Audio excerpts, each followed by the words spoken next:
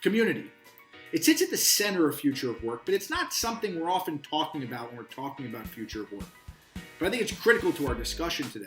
We want to explore how nonprofit leaders can keep up to speed and how they are keeping up to speed with future of work trends.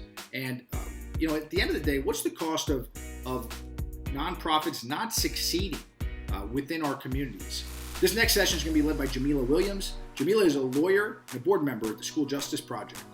Jamila is going to be leading a panel with Julia Einbond. She's the Director of Strategy and Learning at the Covenant House, which you're going to learn a little bit more about today. She does tremendous work to tackle homelessness. They've done a tremendous amount of work, especially during COVID, so I'm excited to hear Julia's perspective on community. We're also joined by Debbie Sallis. Debbie is the founder of Coaching Conversations, which primarily works with senior executives and boards, helping them to determine strategies to achieve successful implementation. It's very important today as we think about important conversations at the C level. She's also a board of director at the Washington Center. We're also joined by Marjorie Fields-Harris. Marjorie is the Director of Communications and Government Affairs at MoCaFi, a startup based in Newark, New Jersey. She's an accomplished writer and editor who's been published in print and online publications, including USA Today and Jet Magazine. She appeared as a political analyst on radio and TV, including Hardball with Chris Matthews. She served on 3 presidential campaigns and successfully managed and advised several state and local campaign operations. Most recently, she held a role as the press secretary and spokesperson for the city of Newark, New Jersey. With that, I'm excited to welcome this next panel on community. Jamila, it's all yours.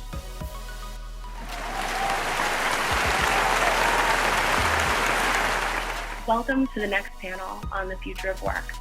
As this panel, we are going to discuss community and how the community and community activists can be involved in what the future of work looks like. Starting with our first panelist, Marjorie, can you please introduce yourself? Sure. I am Marjorie Fields-Harris. I am the Director of Communications and Government Affairs for MoCaFi, which is Mobility Capital Finance.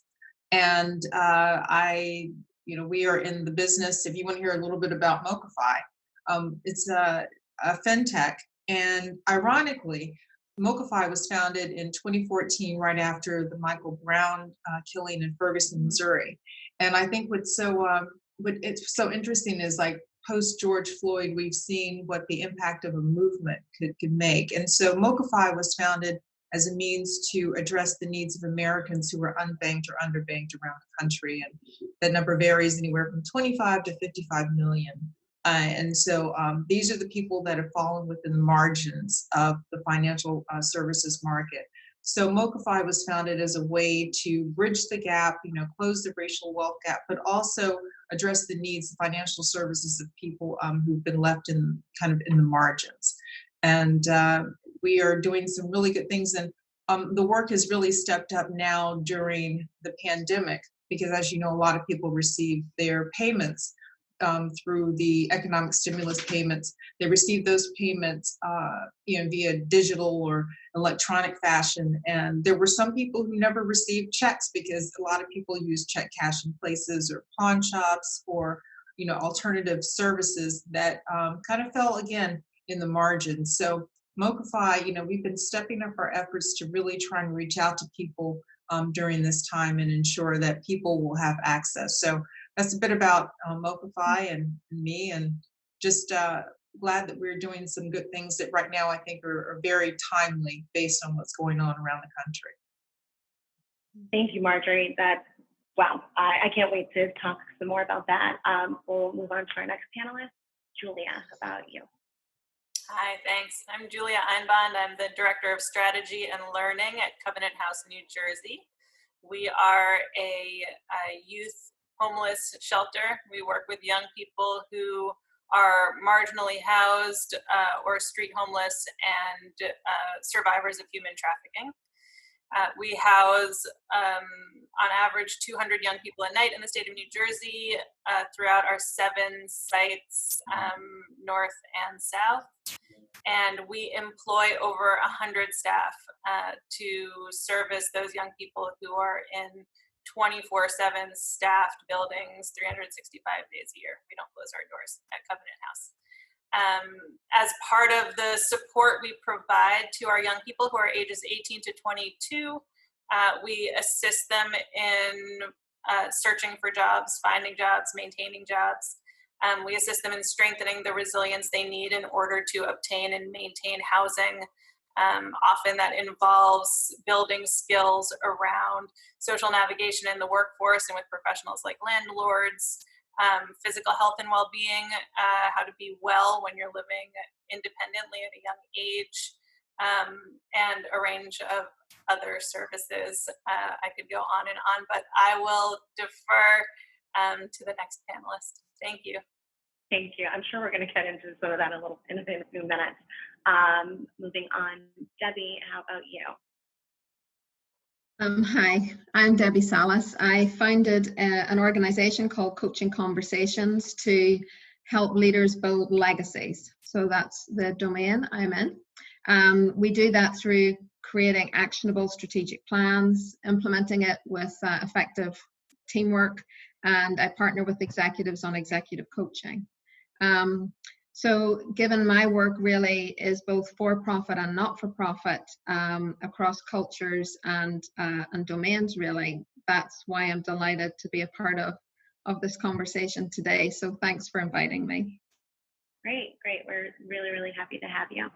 I will go back to you, Marjorie. I know that you said that the work that you've done has gotten, that much more, I guess busy would be a word, that much more meaningful, impactful in recent times.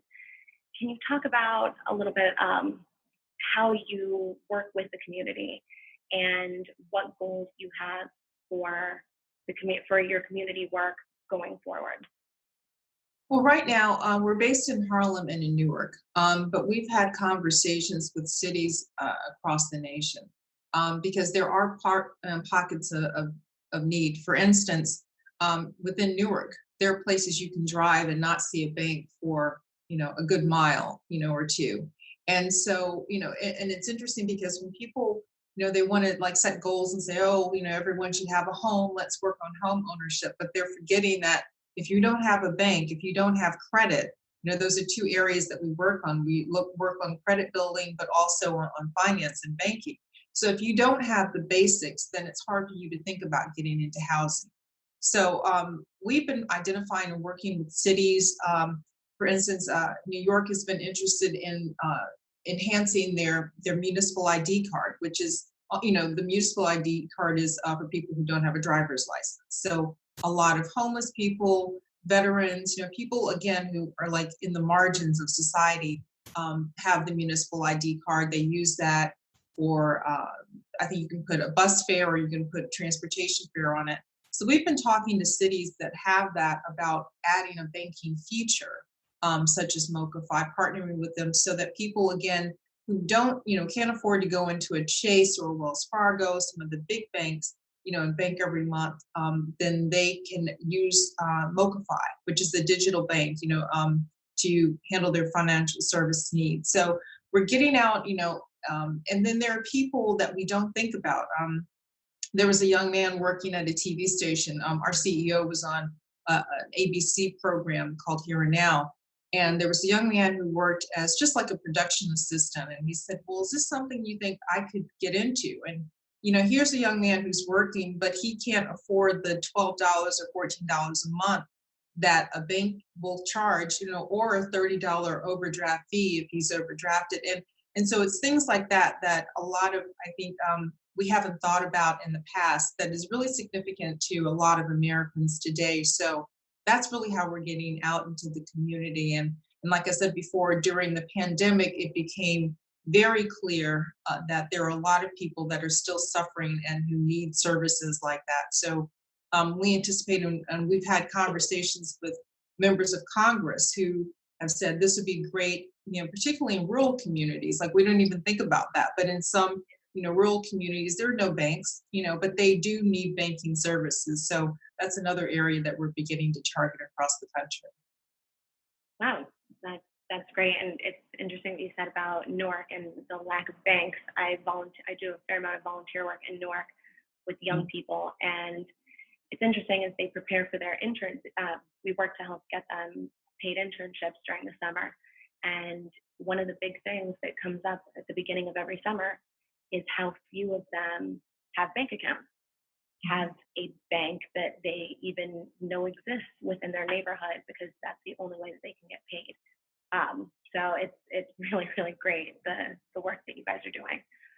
And announced too, I'm interrupt, but we just announced that we partnered with the city of Newark for their summer youth employment program. And we just kicked it off last week so that youth participants can set up an account with MoCaFi and they'll have a direct deposit. So it'll be already in their bank account. So this means that they'll have a bank account, they'll have a debit card, which is MasterCard, and they'll also have access to our credit services. So this, it's small things like this that will begin to, address the wealth gap in certain communities, because now these kids will know how to bank and then they can help their families and people in their community. Wow.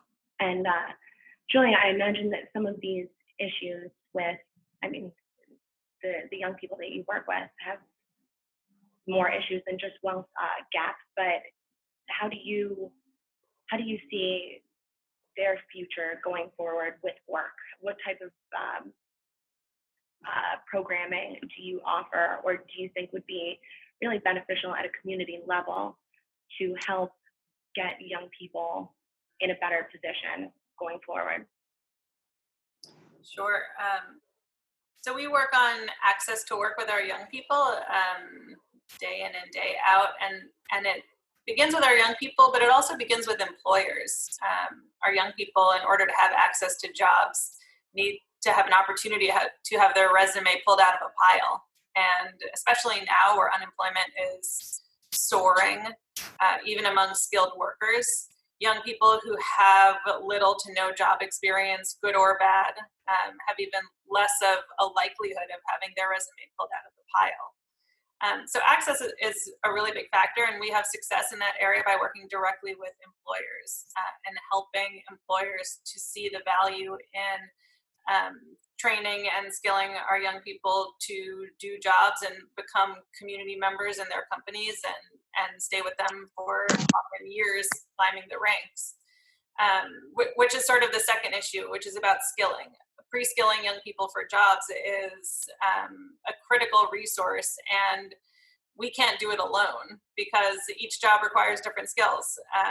When you start a job, you develop a lot of skills while you're doing it. But if you lack the understanding based on experiences of your own or people around you, or sort of stable, supportive places to be to talk about those experiences, then those early challenges can be really big setbacks. So having a pre-skilling opportunity to get young people ready and to determine if they're ready, because some young people aren't all going to be ready for the same opportunity. Some need some time to take a minute, do a certificate program, figure out what exactly their skill set is, be supported to find the right fit so they can be successful. We find in Newark and throughout New Jersey that actually getting jobs is not very hard. It's holding on to jobs. And we see a lot of mismatches, a lot of employers who are not understanding, a lot of lack of skilling programs. We've actually worked with One Huddle for some time now and are so appreciative of One Huddle's gamified approach to a lot of the curriculum pieces that our young people need and use in order to get ready for jobs. And that's been critical sort of to help young people when they're in their housing circumstances, whatever they are, that everyone can have access when they have a roof over their head and internet, which is sort of the backdrop to everything that I speak about. A lot of conversations are happening right now about the future of work, as you mentioned, in different contexts, and talking about workforce development, workforce opportunities, and programs are sort of abounding on Zoom and Skype business and all of that. But if you don't have a place to live, you cannot access those and you cannot stay consistent. It's not possible. Public internet access used to be something available to our young people at libraries and Starbucks and McDonald's, and now it's really not. Putting your mask on and finding a safe place to be for upwards of an hour, that's really challenging. So what we're doing at Covenant House is we are providing those safe spaces. We've kept our doors open at every one of our sites since the first day of the pandemic. We are, dealing with all of the ventilation, filtration, everything you can imagine for a facility that, unlike schools at the moment, is staying open to provide opportunity for young people to be in their virtual school, right? It's a little bit of a double standard. Schools are closed because it's not safe to be there, but if you want to provide access to virtual school, then you have to stay open to be the virtual school. So we are becoming experts in areas we have never been experts before in. It's a challenge, but it's a worthy one. And we have kept all of our staff employed this entire time. And that's another gigantic challenge. Thank you. I'm just going to follow up quickly because I know you said that skilling is, the skill gap is a huge issue. You did mention that you guys are working with One Huddle, and that's great. But I was just wondering, are there other programs that you think could be made possible at a community level? Maybe some that you already know that exist, or some that you've dreamt about because of the work that you do. And that's kind of, really what we want to talk about. How do we prepare for the future? What are we actually doing, or what do we need to be doing to get from here to here? So going off of that, do you have anything else to add? Sure. We've had a beautiful relationship with Audible, which is a local business in the Newark community. They have created a program where they identify, with the help of our staff, young people who are ready for opportunities to join their workforce, typically in the customer service department. And in order for someone to achieve the foot in the door, the young person participates in a variety of modules of learning and testing questions to see that they're responding well to the modules, and that they, with new skills being provided, will be a good fit to begin a job. So it's a pre-skilling program in close connection with our supportive staff at Covenant House. We work with young people who have had trauma and services that work with trauma survivors, provide supportive relationships, a relationship with a caring adult to help young people to be resilient, to move forward. And so that supportive relationship at the early part, where it's really about learning and growing and challenging and saying, you can do this, you got this, here's what worked, here's what didn't work. We'll be honest, right? This is a challenge. It builds people's self-esteem to have challenges. Nobody wants a free ride, right? People want to work hard and do good work. Yeah. So we have a number of Covenant House alumni who are permanently housed, paying rent, and have been employees at Audible for years. They speak for Audible and public engagements. They come back and visit us and tell us how they're doing. It's been an incredibly successful program, and we continue to use that going forward. Now, customer service isn't everybody's jam. I would be terrible at customer service. That doesn't make me not appropriate for the workforce, right? So the question is, what can other companies do? What's another sector where some pre-skilling modules and a relationship can help a young person get their resume pulled out of the pile? We're providing time that's valuable to get them ready, so that when they start that job, they don't need us anymore. They don't need any special support from the company. They're just valued employees on a track to success. Wow. So that is a really good question. What can other companies do? Debbie, I haven't asked you anything yet. I kind of want you to touch on what you think companies can do, because it seems like that's a little bit of what you do. And then I also would like to hear from you on what you think, working in both the for-profit and nonprofit sector. What do you think, we've kind of relied on too much as far as community work it's kind of overvalued. It's not really seeing results. And how can we change that? What are some ideas for the future? I love that whole idea of the pre-skilling.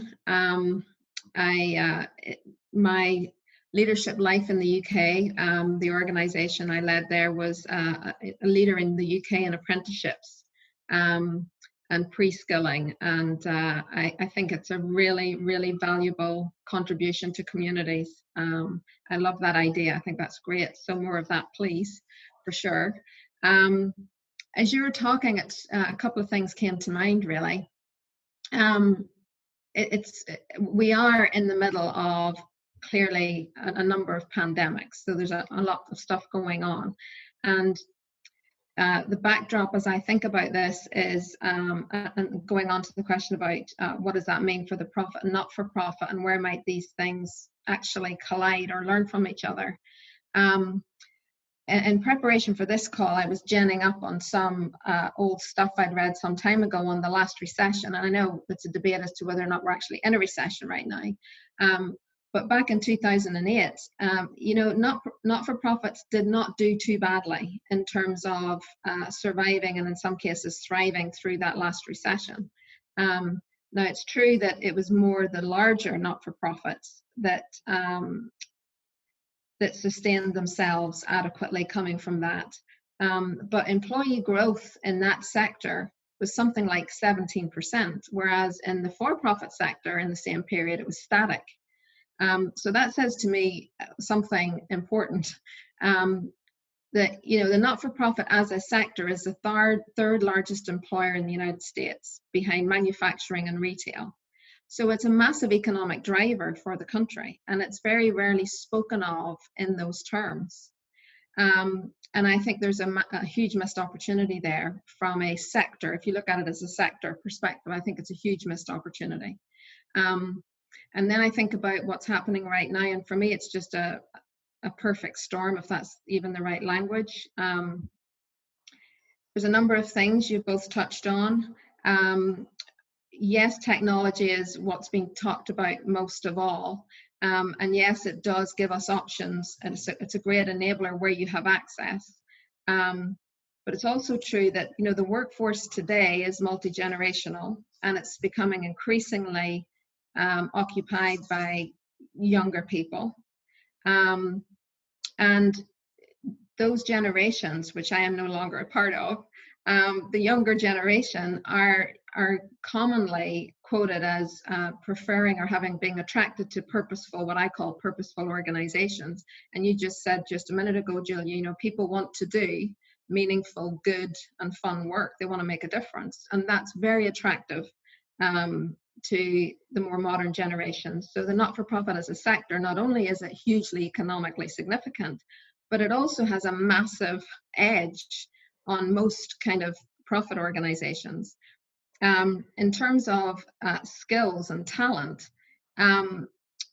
this was a shock to me as I reminded myself that there's been a massive decline in the birth rate in the US from 2006 onwards, and it seems that the last recession really gave the childbearing generation cause for thought in terms of how much risk they're prepared to take, and the birth rate has dropped significantly as a result.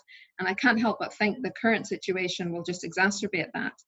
But what that actually means is, within the next 9 years, the college age population will reduce by 25%. I mean, that's just enormous. And I'm old enough to remember that 1999, 2000 were the war on talent, the global war on talent, both in the UK and here in the US at the time. And I think there is going to be a new war on talent after this all happens. And it probably will be fought on quite different terms. I personally think the not-for-profit sector is very well positioned in that new world based on the learning that we're having now, as well as the fact that all the studies are showing that compensation and benefits actually is quite comparable between for-profit and not-for-profit sector. I'm not saying it's more favorable in every case, but it certainly holds its own in most cases, maybe with the exception of finance. So all of that is basically to say, I sometimes have a frustration with the not-for-profit sector in the way sometimes we talk of ourselves as an implied or explicit poor cousin to big industry. And I think everything I've just laid out there shows that we are primarily positioned to leverage all of the innate qualities that we have as a sector that frankly the for-profit sector may struggle with increasingly in the next few years if it doesn't really become more attuned with the social, what we call in Europe, social entrepreneurship. So if I think about my senior leadership career in a global corporation, we employed great minds. We had no problem accessing and engaging great minds. The struggle, as with many organizations, is engaging the heart and the mind. I work in the not-for-profit sector, and I work with people who are hugely passionate about the mission. And I would love for the not-for-profit business sector to become more assertive in not being a poor cousin and stepping into really developing staff to really develop more staff around the great minds and attract and retrain great minds because they have the heart. And the heart is everything. I can train somebody to technically do something, but I can't train for attitude. You know, it's very, very difficult to train for attitude. So I think we have an innate strength within the sector on a number of dimensions, which have not been as tapped as much as I think we could and should tap them. So that's kind of where I come off at a more general level around how well we could be positioned, but it is true that it's the larger organizations who are more able to withstand a time of recession. And that says to me, from a business perspective, I would like to see, I probably will see a lot more interest in partnering, alliances, and merger. So the smaller organizations can gain some critical mass in order to withstand the trials and tribulations of what we're going through right now. But I do think we'll be brilliantly positioned going forward for those that choose to do that. And thank you. Those are some points that I think I probably would never have considered. But you went to business school, so it sounds like you have a mind for this stuff. But following up on that, why do you think nonprofits have struggled kind of making that forward momentum that you were discussing?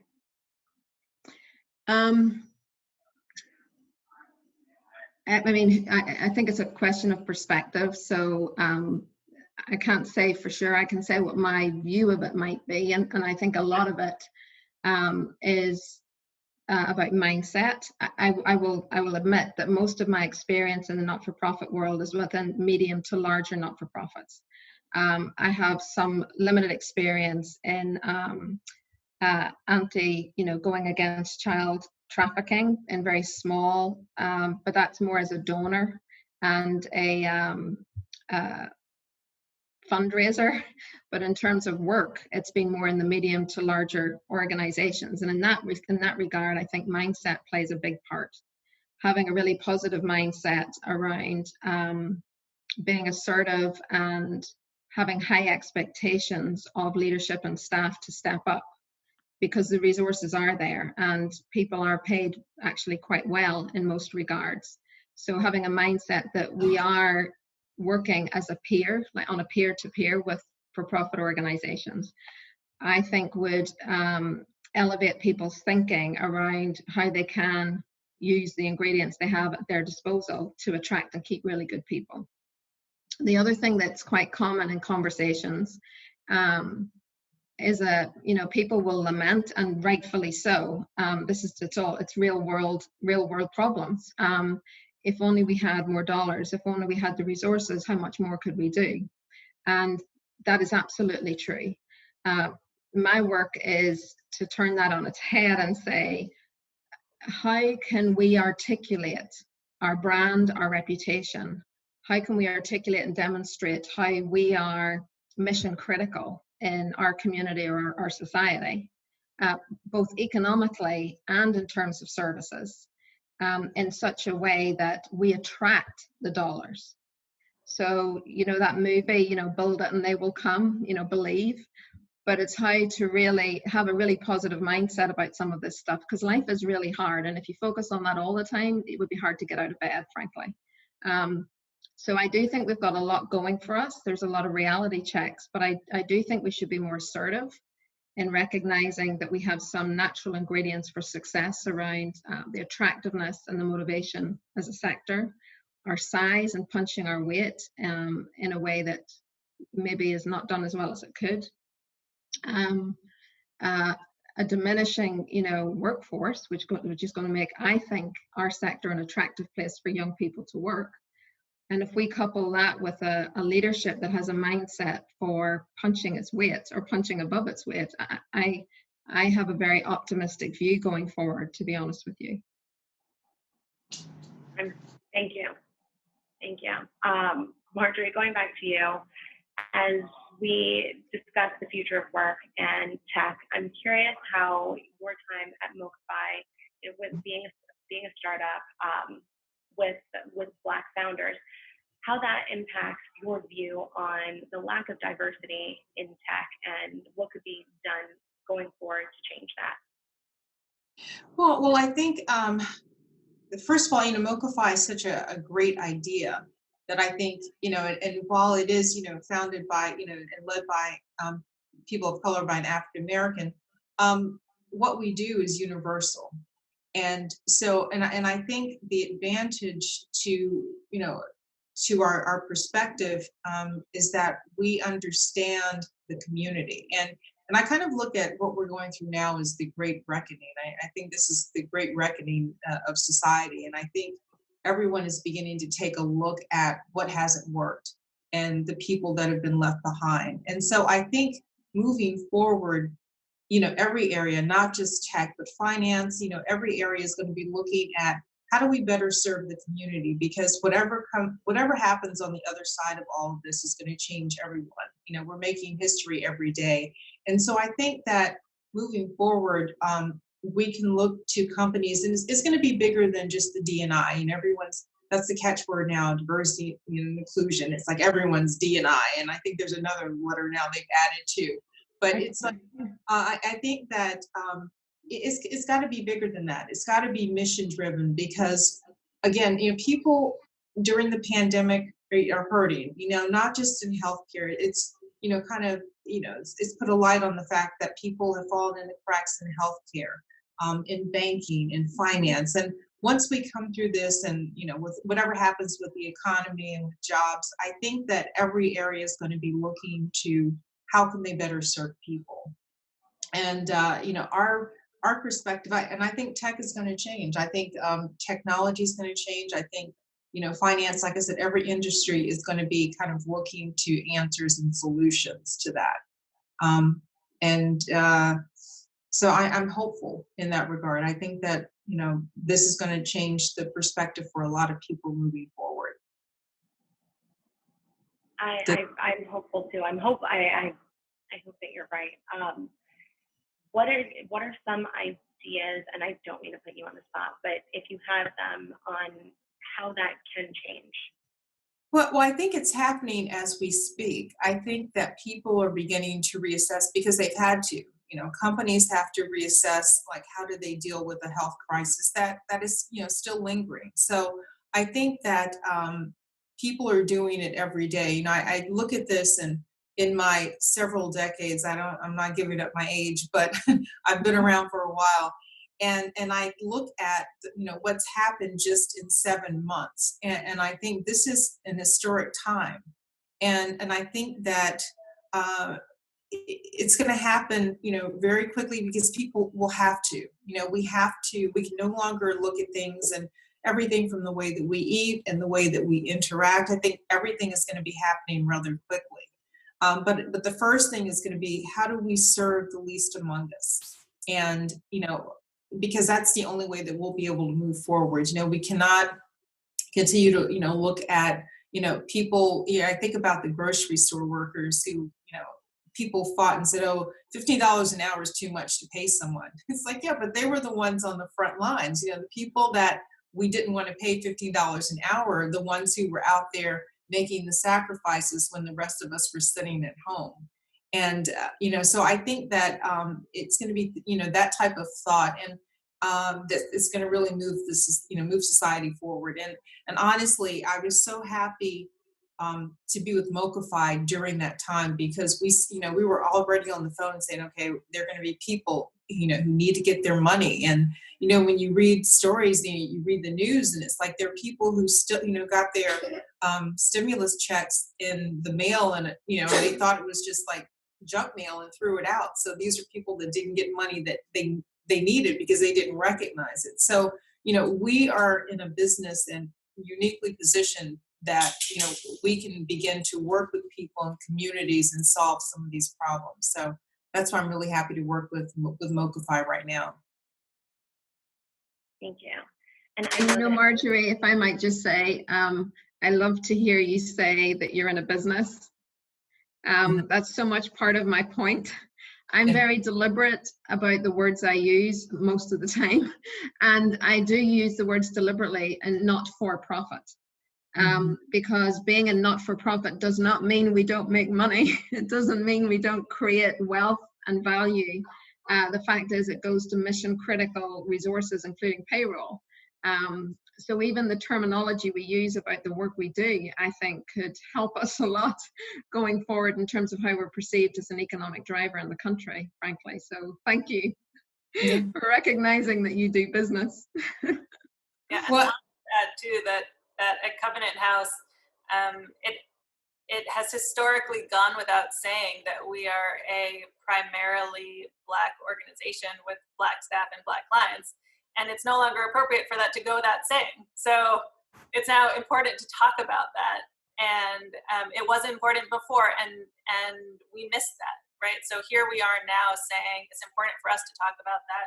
We did increase our essential workers' pay by $2 an hour. We thought that was a moral obligation in order to ask those staff to come to work. Those were primarily Black staff. And our young people, the clients we serve, are 87% Black. And they are with us getting ready to start their lives and start jobs. And for companies that are looking to become stronger now, to add a youth voice to their company, they also have an opportunity to add a diverse voice to their company and become more inclusive. And that shouldn't be overlooked. That's a benefit to companies right now to become stronger and get ready for the years ahead. And another reason to look at Covenant House. Yeah. And I know this is not about technology. However, I must say that your point, I think that Marjorie made about how much has changed in such a little time. I mean, could we honestly, 6 months, have honestly believed we'd be sitting here, social distancing, not traveling? Oh my gosh, we just couldn't have seen it. And technology and COVID together have been an accelerant to a total reimagining of everything. And I think both worlds, profit and not-for-profit, but the world, one wake-up call is going to be, the time of saying, we have made change, look how far we've come in 20 years, really? People are going to say, 20 years? That's a lifetime. I mean, that's history. That's gone. Now we realize, I think, like most of us knew before, but there will be an appetite for things to move and get momentum. And I think there will be an intense rejection. I can only hope there'll be an intense rejection for any conversations about just how far we've come. I think that world hopefully we've left that behind. I think we've proven to ourselves change can happen very quickly. It's painful, but my gosh, things can move quickly. We shouldn't pat ourselves on the back because 60 years on, women can run in the Olympics. I mean, really? That's true. That's so true. I kept you guys probably longer than we initially said we would, so I'm just going to give the last question, and this is for all of you. And since I just had you, Debbie, I'm going to start with you. What is your hope for the future of work? Well, I do what I do because I choose. I'm in a great position of being able to choose to work with leaders who I believe value because of the way they make decisions. I see them trying and struggling and valuing diversity and inclusion in who they bring in and how they make decisions and how they decide what to move on and what not to move on. And I genuinely believe that people who think like that will create legacy, and that will make a safer community.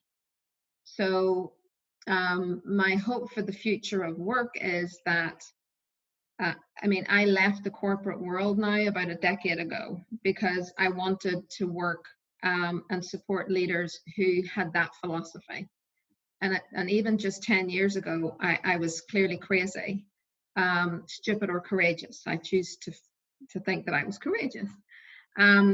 But now I believe that that's not unique in the way it would have been. And I hope that it's not unique. And I hope that more people genuinely think that and make choices about what work they do, but more importantly, how they work and who they work for. That's my hope. My other hope for what's going on in this pandemic is a lot of the not-for-profit sector work I do is within education, civic society, and freedom of the press are the three areas that I've had most recent dealings with. And I will say that in the last few years here in America, there has been an increase in public interest in those sorts of areas for good reason. My other hope is that the engagement with the direct public engagement we're seeing right now with COVID and the murder of George Floyd and other things, it is my hope that we will see that become a commitment and not just a topic of interest of the day. So that would be my hope. Thank you. Marjorie, what is your hope for the future of work?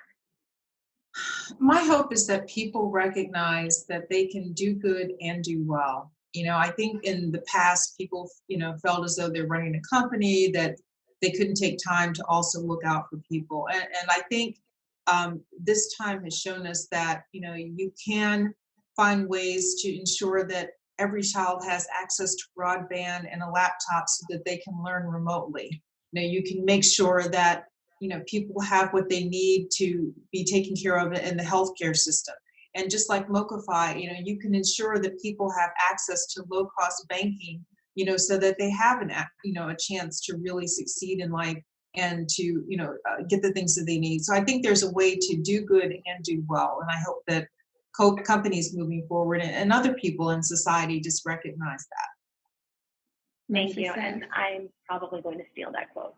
Do good and lovely. Yeah. Yeah, I'm going to put it on my fridge or something. It's really good. Thank you. Julia, what is your hope for the future of work?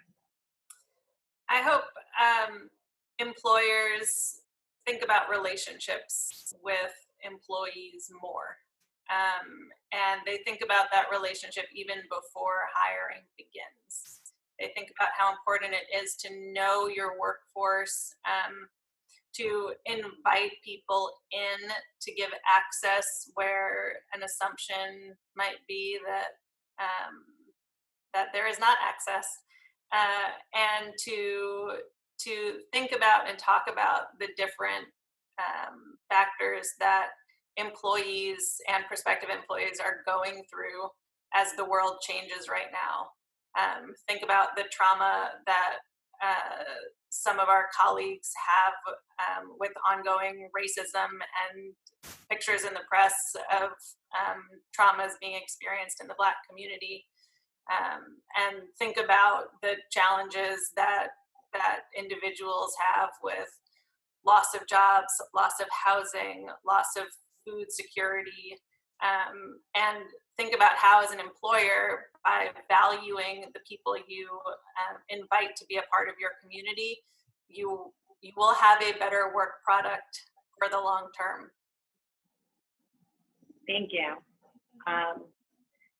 This has been a really, really great conversation. I'm so grateful that the three of you took the time out to join this panel and speak with us today. I hope to hear more from all of you in the future, and just keep doing really, really great work. I really, really appreciate it. It was a great conversation, Marjorie and Julia. Thanks so much. Yeah, thank you, Debbie. It was really good. Thanks for the invitation, Jamila. Really enjoyed Thank it. you all. Thanks, Jamila. You're welcome. Have a Cheerio. nice day. Bye. Bye, everyone.